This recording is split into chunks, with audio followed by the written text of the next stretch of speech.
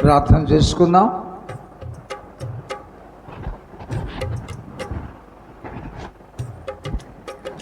పరిశుద్ధుడు పరిశుద్ధుడు పరిశుద్ధుడు అని నిత్యము సమస్త ప్రజలు స్తుతించబడుతున్న మా ప్రియ పరలోకపు తండ్రి,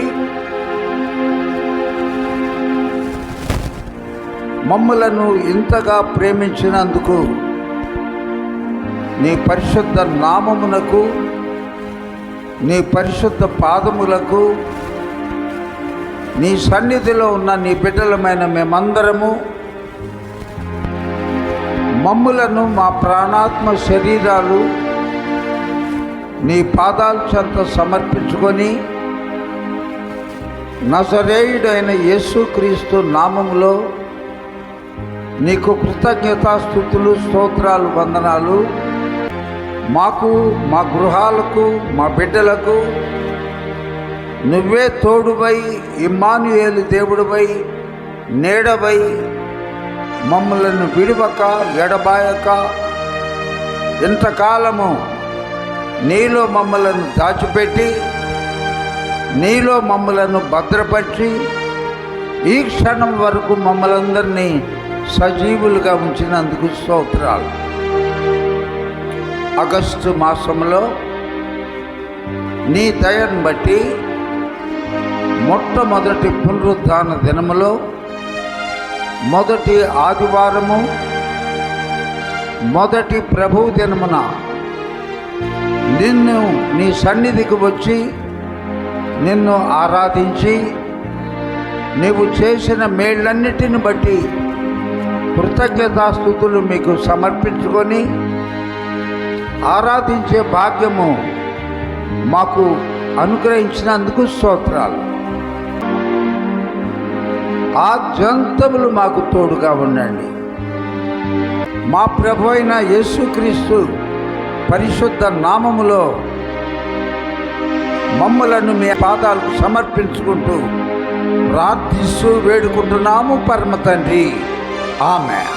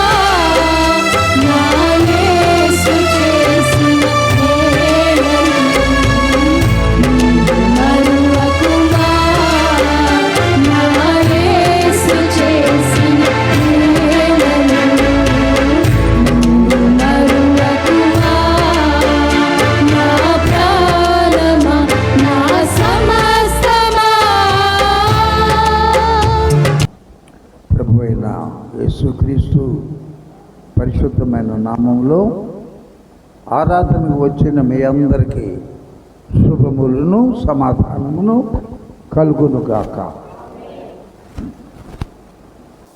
ఈరోజు దరిదాపుగా అందరము ఆరాధనలో పాల్గొన్నాము. అయితే దేవుని సన్నిధికి ఎలా వెళ్ళాలి? ఎప్పుడు పడితే అప్పుడు వెళ్ళొచ్చా? ఎలా పడితే వాడు వెళ్ళొచ్చా? వెళ్ళకుండా ఉండొచ్చా?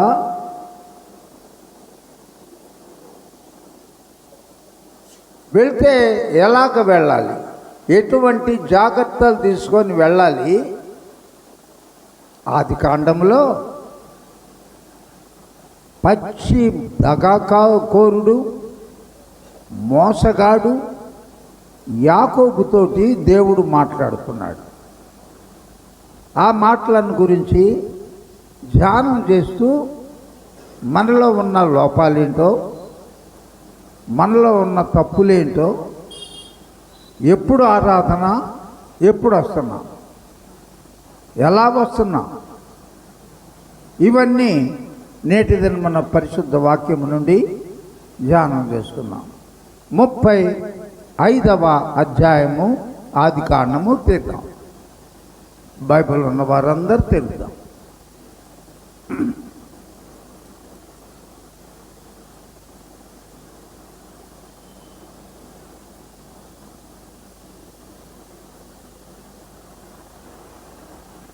అందరూ బైబిల్ తెరిచారని నమ్ముతున్నాను. మొదటి మాటలే చదువుతున్నాను. దేవుడు యాకోబుతో చెప్తున్నాడు, యాకోబు, నువ్వు లేచి బేతేలునకు వెళ్ళు. బేతేల్ దేవుని గృహము, ఏల్ అనగా దేవుడు, బేత్ గృహము, ఆలయము.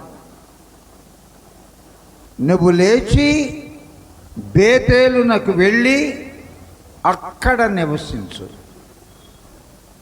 లోక సంబంధముగా కాదు,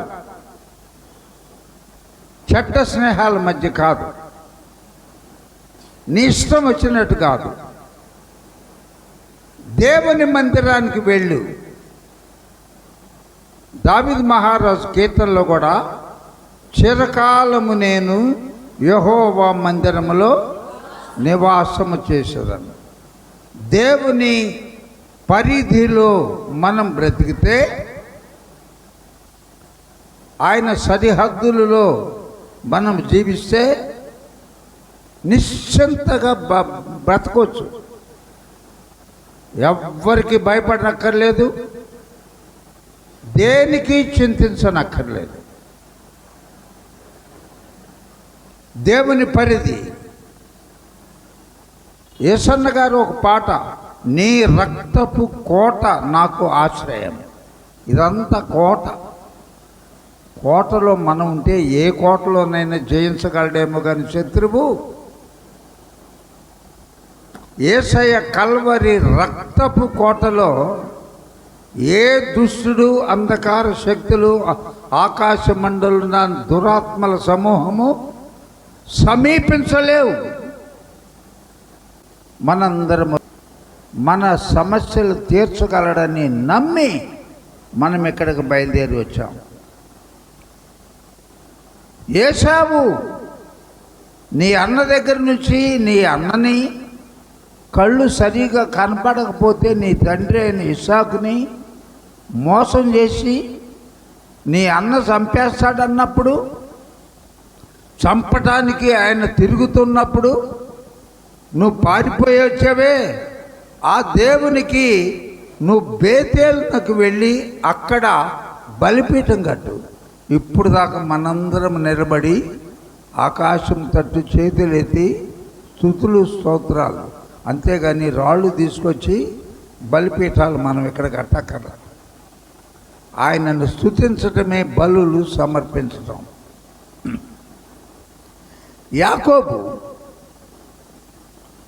యాకోబుతోటి ఈ మాటలు జీవము కలిగిన దేవుడు చెప్పాడు. వెంటనే యాకోబు ఏం చేశాడు అంటే 2వ వచనము, యాకోబు తనొక్కడే బయలుదేరి బేతేలుకి వెళ్ళాడని రాయబడి ఉందా? తన ఇంటి వారితో ఆలయమునకు వచ్చే పద్ధతి అది. ఇంట్లో 7 ఉంటే ఒక్కరు కాదు, అందరి కోసం. ఇంట్లో 10 మంది ఉంటే అందరి తరపున ఒక్కరు కాదు రావటం, ఇంటిళ్ళ పాది బయలుదేరాలి. అదే మనం నేర్చుకోవాలి. యాకోబు తన ఇంటి వారితోనూ తన యొద్దనున్న పని వారందరితోనూ, 2వ మాట, మీ యొద్దనున్న అన్య దేవతలను పారవేయండి. ఏమిటి అన్య దేవతలు? మేము క్రైస్తవులం పాస్టర్ గారు, మేము నమ్మి బాప్తిసం పొందామండి, మా పాపాలు ఒప్పుకున్నామండి, ఇక మా దగ్గరే విగ్రహాలు ఉంటాయి, మా దగ్గరే విగ్రహాలు ఉంటాయి. ఏ ఇల్లును ఎప్పుడు జ్ఞాపకం చేసుకుంటూ ఉంటావో అది ఒక విగ్రహం. ఏది ఉన్నా లేకపోయినా ఎప్పుడు ఒక డ్రెస్సు బాగా ఇష్టపడుతుంటావో అది ఒక విగ్రహం. ఏ నగలతో అందరి ముందు వెళ్ళాలి అని కోరుకుంటా ఉంటావో అది ఒక భయంకరమైన విగ్రహం.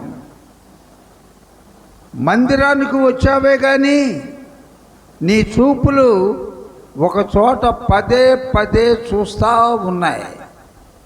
అదేంటి? నువ్వు చాలా ఇష్టపడే ఒక వ్యక్తి కావచ్చు, ఒక వస్తువు కావచ్చు, మరి ఇంకెవరైనా ఏదైనా కావచ్చు, అది ఒక విగ్రహం. అందుకని బేతేలుకు వెళ్ళేటప్పుడు యాకోబు తన ఇంటి వారితోనూ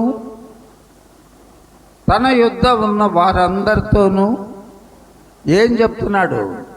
మనము జీవము కలిగిన దేవునిని ఆరాధించుటకు వెళ్తున్నాం. దేవుని కన్నా మీకు అత్యంత ప్రియమైనది, ప్రాణముతో సమానమైన దాన్ని వదిలేసేయండి. ఇక్కడ అన్య దేవతలను పారవేయండి, పారేయాల. అది ఉంటే నీ హృదయంలో అది మాటి జ్ఞాపకం వస్తూ ఉంటే నీకు యేసయ్య మీద మనసు పెట్టలేవు. ఏదో పాటలు అందరితో పాటు పాడతా కానీ ఆ పాట భావం ఏంటో తెలీదు. స్తుతిస్తావన్న మాటే కానీ మైండ్ ఆబ్సెంట్ అంటారే, బాడీ ప్రజెంట్, మైండ్ ఆబ్సెంట్. అది దేవునికి ఇష్టమైన ఆరాధన కాదు.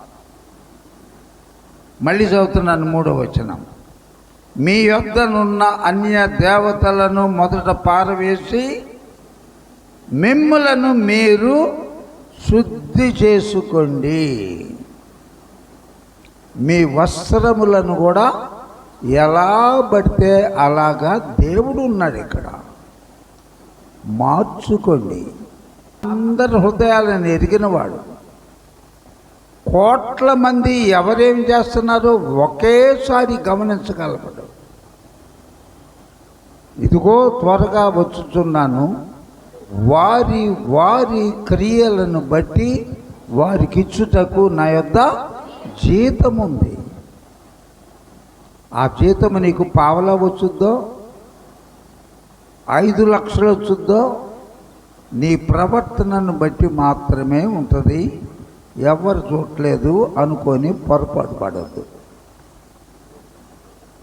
మళ్ళీ 3వ వచనం చదువుతున్నాను, తన యొద్ద ఉన్న వారందరితోనూ తన ఇంటి వారితోనూ యాకోబు చెప్తున్నాడు, మీ యొద్దనున్న అన్య దేవతలను పారవేసి మిమ్మును మీరు పరిశుద్ధపరచుకొని మీ వస్త్రములను మార్చుకొనుడి, మనము లేచి అప్పుడు బేతేలుకు మనము వెళ్దాం. ఈ ప్రాసెస్ లేకుండా, ఈ సిద్ధపాటు లేకుండా ఎలా పడితే అలాగా ప్రార్థనకి రాకూడదు, రావద్దు. వస్తే మనము మేలు పొందలేమని నా యొక్క ఉద్దేశం. రావద్దంటే మళ్ళీ నాలో ఏదో తప్పు, ఏంటి నీకు నోరు కుదరదు, రావద్దంటాడేంటి, ఇది ఒక చర్చేనా? అలా కాదు నా ఉద్దేశం. అట్లా వచ్చి ప్రయోజనం లేదని చెప్తున్నాను. మనము లేచి బేతేలుకు వెళ్తున్నాం, సినిమాకి కాదు, ఒక క్లబ్కి కాదు, పార్కు కాదు. దేవుడు ఎక్కడైతే ఉన్నాడో తన ప్రజలను ఆశీర్వదించడానికి అక్కడికి మనం బయలుదేరి వెళ్తున్నాం. కాబట్టి ఇలా సిద్ధపడండి, వస్త్రాలు మార్చుకోండి, శుద్ధి చేసుకోండి, అన్య విగ్రహాలను పారవేయండి. అలా రావాలి. ఎందుకు వెళ్ళాలి అని చెప్తున్నా అంటే, నా శ్రమ దినమున నాకు ఉత్తరమిచ్చి నేను వెళ్ళిన మార్గమున నాకు తోడై ఉండిన దేవునికి బలిపీఠము అక్కడ నేను కట్టాలి.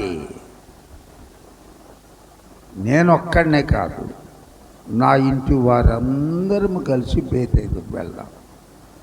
నాకు ఒక శ్రమ వచ్చింది, నాకు ఒక భయంకరమైన ఆపద వచ్చింది. మా అమ్మ ద్వారా, మా అమ్మే నన్ను ఈ పాపం చేయడానికి పురిగొల్పింది. నా తండ్రి బహుగా వృద్ధుడైపోయాడు, కళ్ళు కనపట్టలేదు, ఆయన మరణ దినాలు సమీపించినాయి. అందుకని మా అన్నయ్య, మేము కవలలము, వాళ్ళతో చెప్తున్నాడు. ఏశావు ఆయన్ని పిలిచి, నాయనా ఏశావు నా కుమారుడా, నేను పెద్దవాడిని అయిపోయాను, ఎప్పుడు నా ప్రాణం పోతుందో తెలీదు, పెద్దవాడిని అయిపోయాను. నేను చావక మునుపు నా కొరకు నువ్వు అరణ్యమునకు, అడవికి వెళ్ళి ఒక మంచి వేటను వేటాడి నీ చేతుల మీదుగా వంట చేసి భోజ్యములను సిద్ధపరిచి నా దగ్గరికి తీసుకొస్తే, నా కోసము ఫైనల్గా ఇలా కష్టపడ్డావు కాబట్టి వాటిని తృప్తి తీరా నువ్వు అడవికి పోయి దానికోసం ప్రయాసపడి జింకను, పొట్టేలును, మరి ఇంకొకటిను వేటాడి తెచ్చావు కాబట్టి, సిద్ధపరిచావు కాబట్టి, ఆహారం వండావు కాబట్టి, రొట్టెలు కొన్ని తెచ్చావు కాబట్టి, ఒక జారు ద్రాక్షారసం తీసుకొచ్చావు కాబట్టి, అవి తిని రాగి చిట్ట చివరిగా నేను నిన్ను ఆశీర్వదించాను. ఆ మాట పెద్ద కుమారుడైన ఏశావుతో చెప్తూ ఉండగా, తల్లి రిబ్కా చిన్న కుమారుడైన యాకోబుకు ఆ ఆశీర్వాదాలన్నీ రావాలి అని అంటే, ఏశావు తన అమ్ముల పొది తీసుకొని అడవికి పోతే తల్లి కుట్ర చేసింది. అమ్మో, ఆశీర్వాదాలని పెద్దోడు, తండ్రికి ఏశావు ఇష్టము, తల్లికి కుమారుడు ఇష్టము, చిన్న కుమారుడు యాకోబు. యాకోబు ఇట్రా, నాన్న నా వైపు చూడండి అమ్మ దయచేసి. నాన్న అన్నయ్యతో ఈ మాటలు చెప్తూ ఉండగా నేను విన్నా, ఒరే నువ్వు దిక్కులేని అయిపోతావు, ఆశీర్వాదాలు నీకేమున్నావు,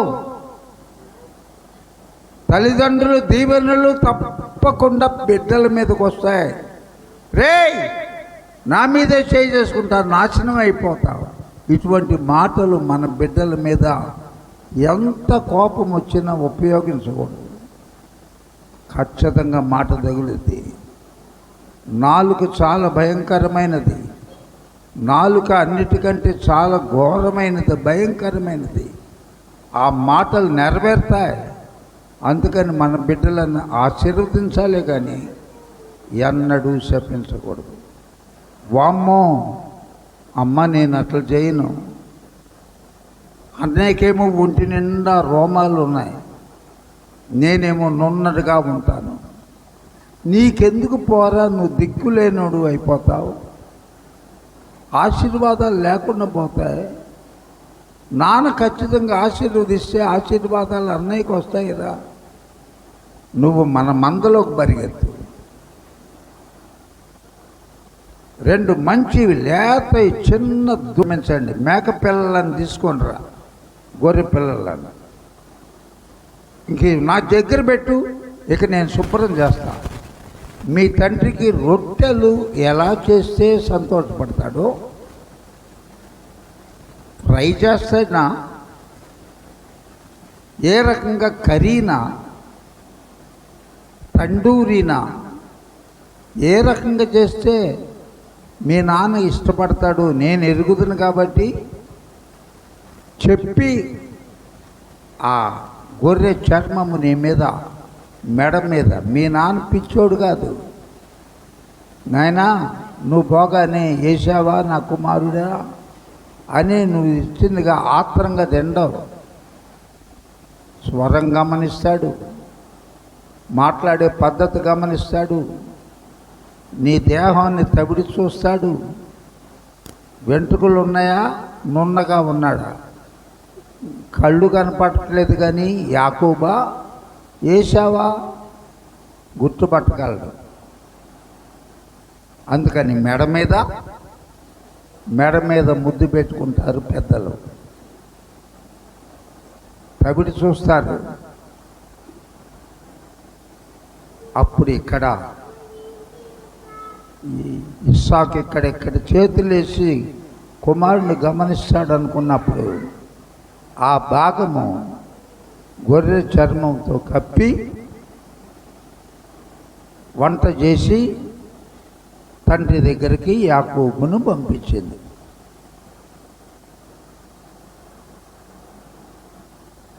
పిచ్చోడేం కాదు, విశ్వాసులకు తండ్రి, దేవాతి దేవునికి స్నేహితుడు అనబడిన యాకోబు ఏకైక కుమారుడు, వాగ్దాన పుత్రుడు. నాయనా ఏశావేనా? అవును నాన్న. అప్పుడే అడవికి పోతే దొరికిందా వేట? మోసగాడు కదా, వెంటనే అబద్ధం ఆడుతున్నాడు. నీ తండ్రి దేవుడు, నీ దేవుడు నీ కోసం ఆహారం కోసం నేను పోతే నేను అట్లా పోయాను లేదు, నా కళ్ళ ముందుకు వేట వచ్చింది, కొట్టి చంపేశాను అని అక్కడ కూడా అబద్ధం ఆడాడు. ఇప్పటికీ ఈ 35 సంవత్సరాల మన సేవా జీవితంలో 3-4 దాదాపు నన్ను ఈ ప్రశ్న అడిగారు. దేవుడు పరిశుద్ధుడు అని చెప్తున్నారు కదా పాస్టర్ గారు, అంత ఘోరమైన పాపి కదా యాకోబు, అతన్ని అంత దీవించటం ఏంటి? తన పిల్లలేక 12 కొడుకులు, ఇశ్రాయేలు దేశము, మహా తిరుగులేని జ్ఞానము, అంత ఆశీర్వాదాలేంటి? ఇతడు పక్షి మోసగాడు కదా. బైబిల్లో యేసయ్య ఎందుకు వచ్చాడని రాయబడింది? నశించిన దానిని, నశించిపోయి ఉన్నాడు, మార్గంలో ఉన్నాడు యాకోబు. తర్వాత ఇందిర నువ్వు చెప్పిన మాట ఏంటమ్మా? పాపులను రక్షించుటకే క్రీస్తు యేసు నరుడు ఈ లోకంలోకి వచ్చి, పాపులము. అందుకే పరమును వీడిన ప్రేమ, పరలోకం వదిలిపెట్టి కృపాసత్య సంపూర్ణుడిగా వచ్చాయంటే మనందరము పరిశుద్ధులమైతే యేసయ్య ఎక్కడికి వచ్చే పని లేదు. ఆదికాండము 6వ అధ్యాయంలో నరులను చేసినందుకు దేవుడు సంతాపపడ్డాడు. కాసేపటికి ఏశావు అడవి నుండి వచ్చి అంతా అది డ్రెస్సింగ్ చేసుకొని తండ్రికి కావాల్సిన ఆహార పదార్థాలు సిద్ధం చేసుకొని తండ్రి దగ్గరికి తీసుకొచ్చాడు. అప్పటికి యాకోబు తెచ్చినవన్నీ తిని తాగి ఫైనల్గా నువ్వేనా నా కుమారుడు, జ్యేష్ఠ కుమారుడివి అని అడిగి అంత గొప్ప ఆశీర్వాదాలు అతని మీద పలికాడు. అవన్నీ ఎవరికి వచ్చినాయి? యాకోబుకి వచ్చినాయి. అంతా సిద్ధం చేసుకొని ఏశావు ప్లేట్లలో పెట్టుకొని తండ్రి దగ్గర తీసుకొచ్చి, నాన్న లేండి, ఇప్పటికి ఆలస్యమైంది, భోజనం చేయండి అంటే పెద్దగా కేకేసి ఏడుస్తాడు. ఇందాక వచ్చింది ఎవరు? నాన్న నేను ఇప్పుడే వస్తున్నా, అడవికి వెళ్ళాను, జంతువు దొరకలా, చివరికి వేటాడి నువ్వు నీ కోరిక తీరుద్దామని తీసుకొచ్చి శుభ్రం చేసి వంట చేసి నీకు ఇష్టమైన అప్పములు, నీకు ఇష్టమైన ఆహారం సిద్ధం చేసి, ఇదిగో నీకు ఇష్టమైన ద్రాక్ష రసం తీసుకొని నీ దగ్గరకు వచ్చాను. నాయన గజ్జ గజ్జ గజ్జ గజ్జ ముసలుడు వృద్ధుడైపోయాడు. ఇస్సాకు వణుకుతూ, నా దగ్గర ఇంకా ఏమి లేవయ్యా ఆశీర్వాదాలు, నువ్వనుకున్నానురా, ఎవడో వచ్చాడు నన్ను మోసం చేశాడు, తిన్నాను తాగాను, ఇంకేం లేదు. 27వ అధ్యాయము ఆదికాండమే.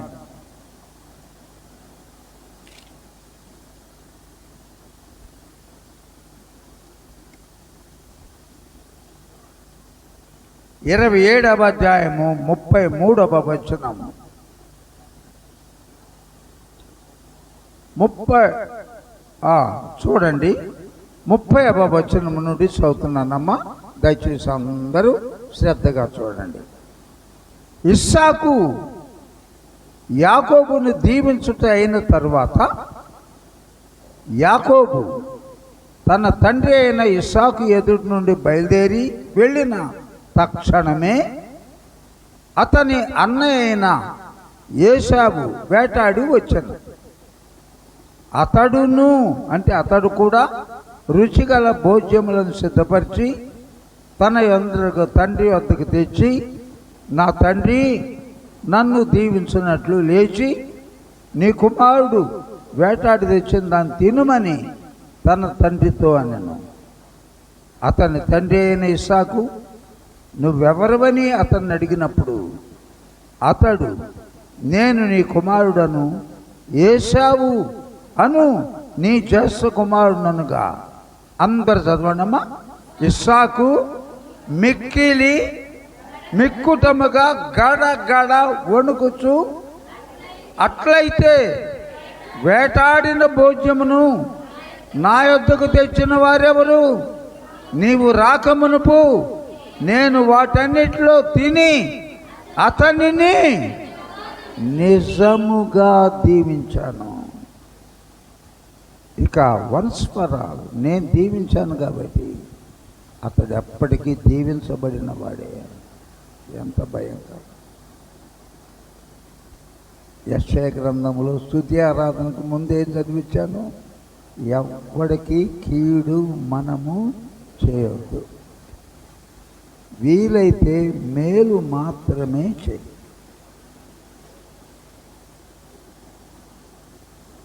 38వ వచనం చదువుతున్నాను. ఏశావు, నా తండ్రి నీ యొద్ద ఒక్క దీవెనయేనను ఉన్నదా? నా తండ్రి నన్ను కూడా దీవించమని తన తండ్రితో చెప్పి ఏశావు ఎలుగెత్తి ఏడవగా అతని తండ్రి అయిన ఇస్సాకు అంటున్నాడు, ఏమైనా దీవించనయ్యా, నీ నివాసము భూసారము లేకయు,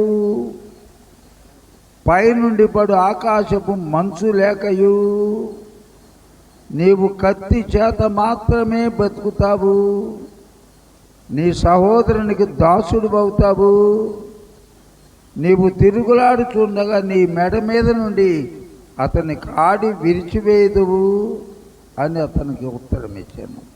41వ వచనం అందరూ చదవండి. తన తండ్రి యాకోబుకి ఇచ్చిన దీవెన నిమిత్తము ఏశావు యాకోబు మీద పగబట్టాడు.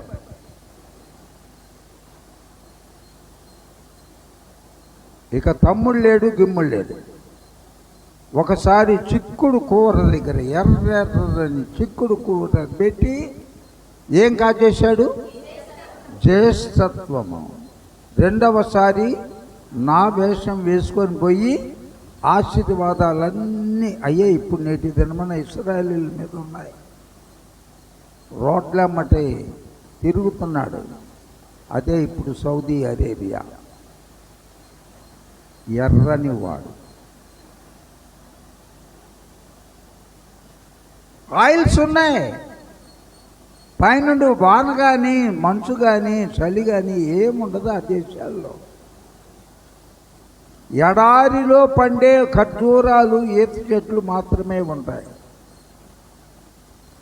ప్రియా దేవుని బిడ్డలారా, అప్పుడు తల్లి ఒక ఆలోచన చెప్తుంది. అమ్మో, నా చిన్న కుమారుని పెద్దోడు కొట్టి చంపేసేటట్టున్నాడని. చూడండి,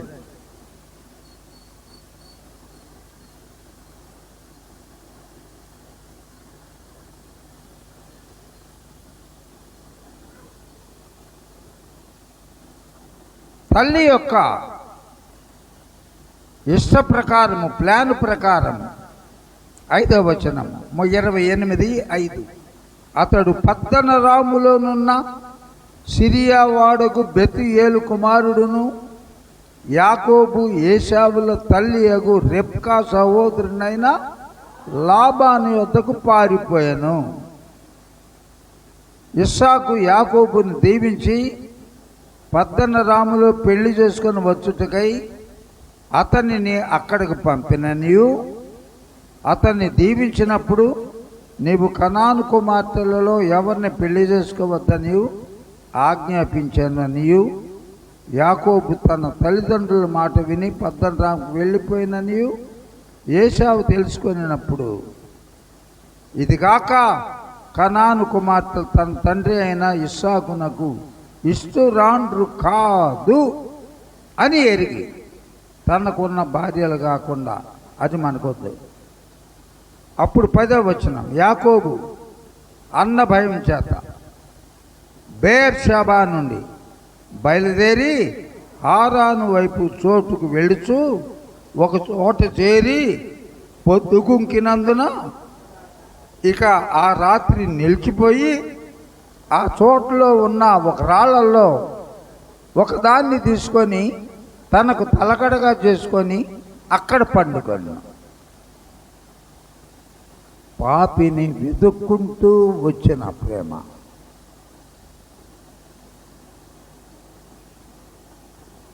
ఆశ్చర్యమైన ప్రేమ, కల్వరిలోని ప్రేమ. కల్వరిలోని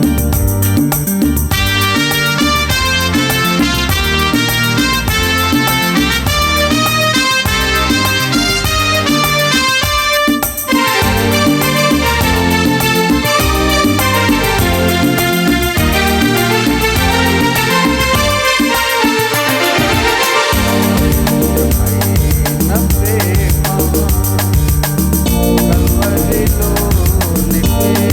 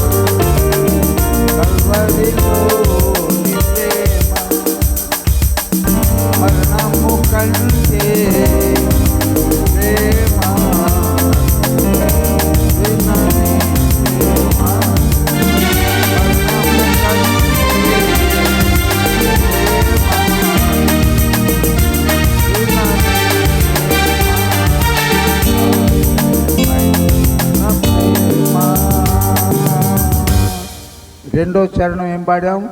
నా స్థితి చూచిన ప్రేమ. యాకోబు స్థితి చూచాడు దేవాతి దేవుడు. అన్న చంపేసేటట్టున్నాడు, తండ్రిని మోసం చేశాడు. ప్రయాణం చేస్తుంటే చేతిలో కర్ర, ఒక నూనె బుడ్డి. ప్రార్థన చేస్తున్నాడు, నా మార్గం అంతటిలో నువ్వు నాకు తోడైండి. కండిషన్ పెడుతున్నాడు దేవునికి. నాకు కావలసిన ఆహారం ఇచ్చి, నాకు కావలసిన వస్త్రాలు ఇచ్చి, ఏ అపాయం రాకుండా నన్ను బ్రతికిస్తే ఈ తలగడకలాగా చేసుకున్న రాయి ఉందే, అది దేవాలయం నీకు ఇక్కడ కడతానని చేశాడు. మనం కూడా ఆపదలప్పుడు తెగ మొక్కుకుంటాం. ఈ రోగం పోతే అయ్యా 1000 కన్నా నీకెప్పుడు నేను కానుక ఇవ్వాల, 5000 ఇస్తా. భార్యతో చెప్తాడు, విను, 5000 ఇస్తానని దేవునికి ప్రమాణం చేశా. కరుణామయుడు, జాలి కలిగిన ప్రభు స్వస్థపరిచాడు. ఇప్పుడు తర్వాత తన మొక్కుబడి ఏం చెల్లించుకోవాలి చెప్పండి? 5000. 5000 అనేటప్పుడు వస్తుంది. మళ్ళీ భార్య దగ్గరికి వెళ్తాడు, ఏమై జాగ్రత్తగా విను, 5 2 నేను అంది 5, ఏదో పొరపాటు అన్నావు, 2 2.5 అనుకున్నాను. ఎప్పుడు నీతో కూడా చెప్తేనే.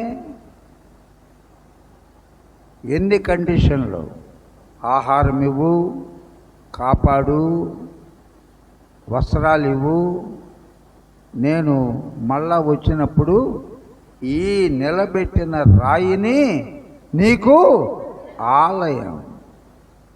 2 భార్యలను పెళ్లి చేసుకోవటానికి 7 సంవత్సరాలు పట్టింది.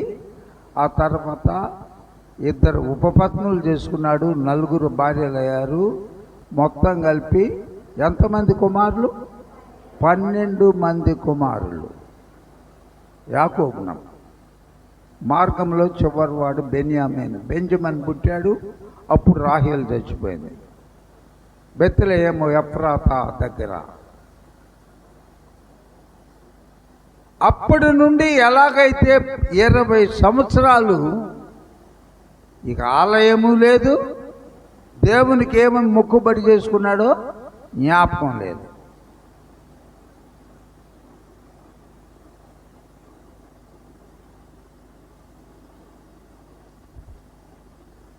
వచనం 28-12. అప్పుడు అతడు యాకోబు ఒక తలగడగా రాయి పెట్టుకొని పడుకుంటే, అప్పుడు అతడు ఒక కలగనెను. అందులో ఒక నిచ్చెన భూమి మీద నిలపబడి ఉండెను. దాని కొన ఆకాశమునంటేను, దాని మీద దేవుని దూతలు ఎక్కుచూ దిగుచూ ఉండ్రి.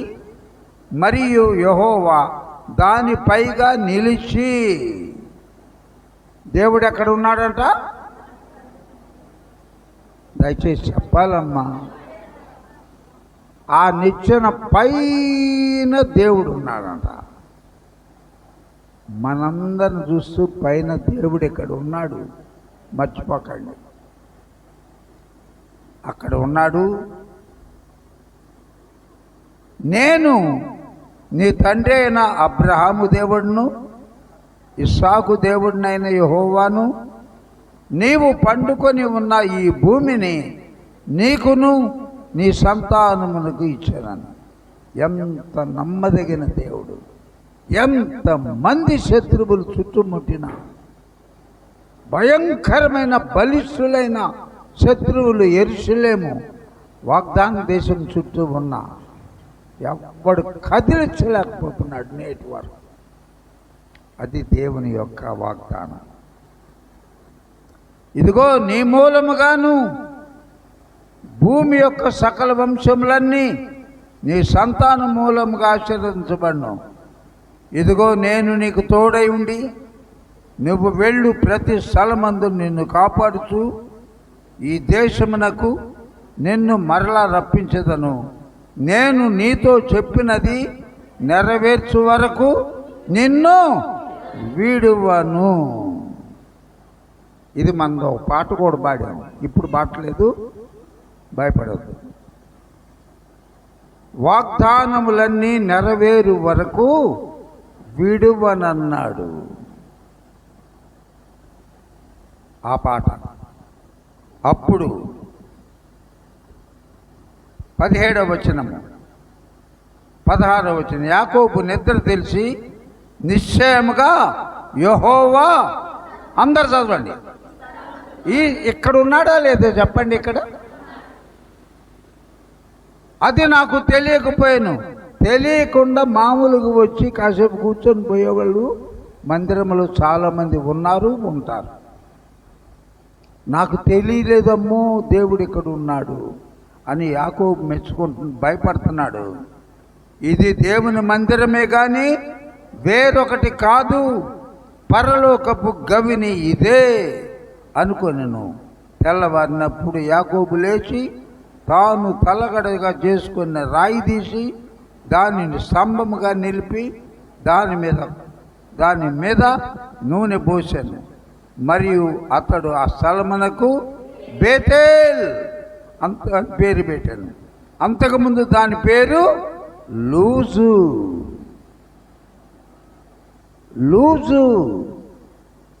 బేతేల్, ఈ స్థలమందు దేవుడు ఉన్నాడు. ఏల్ దేవుడు, బేత్ ఇక్కడ ఉన్నాడు, దేవుని మందిరం. అందుకని ఎన్నడూ నిర్లక్ష్యం చేయకూడదని మనసారా మీ అందరికీ నేను అప్పుడు తొందరపడి ప్రమాణం చేస్తాడు యాకోబు.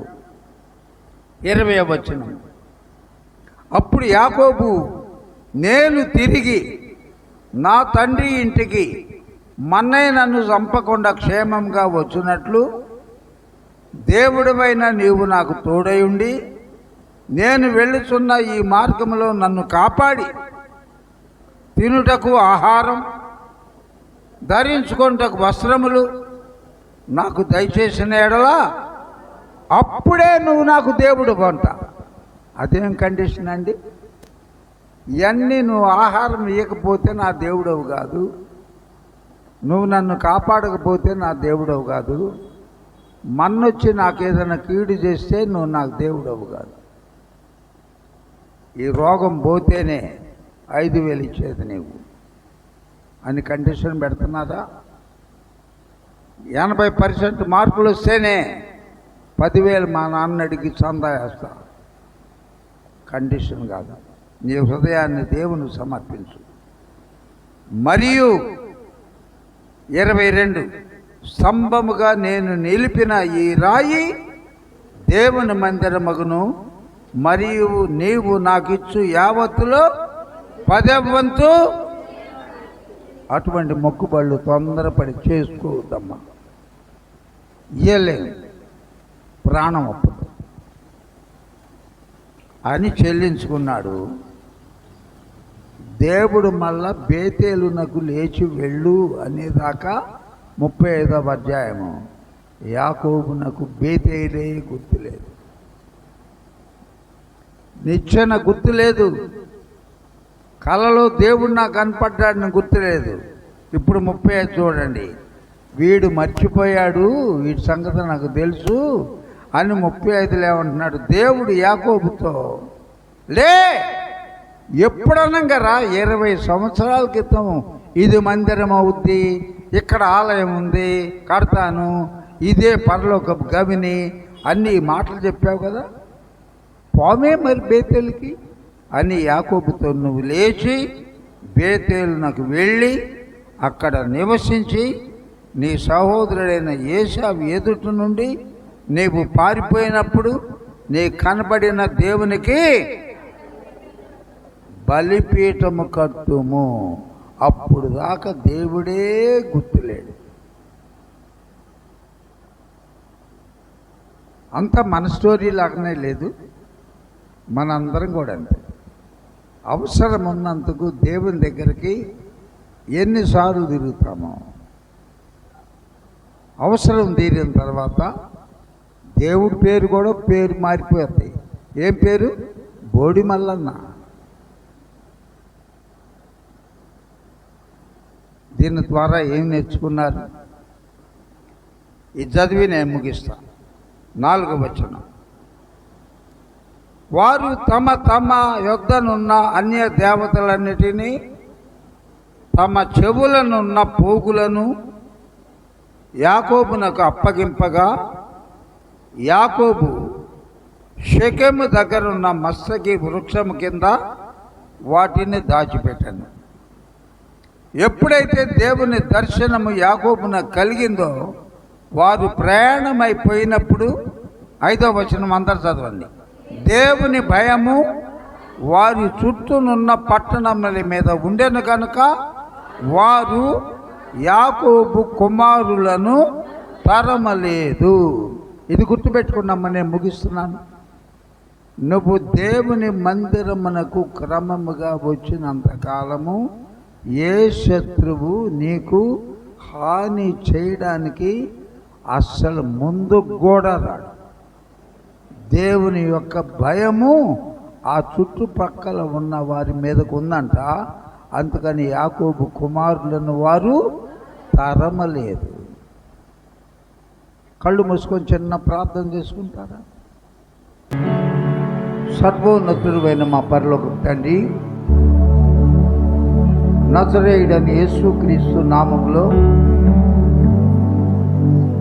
ఈ 2వ ఆరాధన దేవపురం చర్చిలో నీ పరిశుద్ధ ఆత్మ ద్వారా క్రమముగా మర్యాదగా మా అందరికి దీవెనకరముగా దేవాతి దేవుడు అయిన మీ నామమునకు ఘనత మహిమ ప్రభావములు కలుగునట్లు ఆద్యంతములు ఆరాధన జరిగించినందుకు నీ పాదాలకు స్తోత్రాలు.